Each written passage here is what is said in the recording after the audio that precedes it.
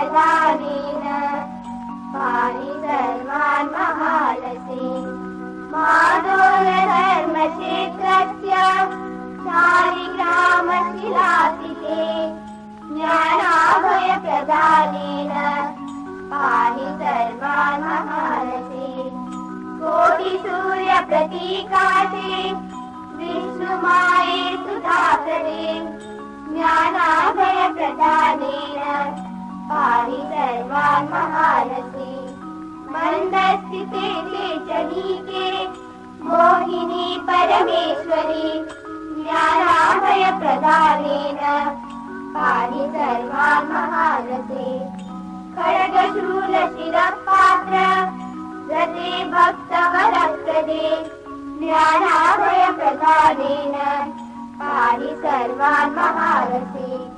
सौन्दर्यनिलये देवी कन्यारूपे धुरन्धरे ज्ञानाभयप्रदानेन पाहि सर्वान् महालसे।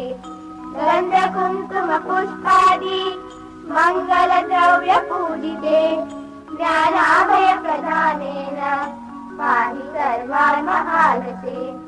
शरणागतभक्तानां दुःखक्लेशविदारिके ज्ञानाभयप्रदानेन पाहि सर्वान् महालसे। सर्वसम्पत्प्रदे माते सर्वसौभाग्यदायिनी ज्ञानाभयप्रदानेन पाहि सर्वान् महालसे। भूतप्रेतपिशाचादि रोगबाधाविदारिके ज्ञानाभयप्रदानेन पाहि सर्वान् महालसे।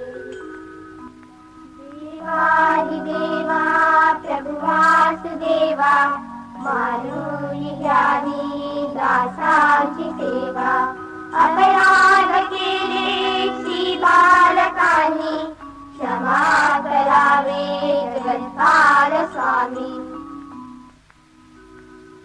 सदा सर्वदा योगतुल्या घडावा तुझे कारणी देह माझा पडावा।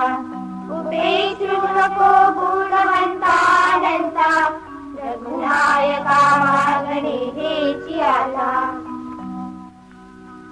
स्वस्ति प्रजाभ्या परिपालयन्ता न्यायेन मार्गेण मही मनीषा।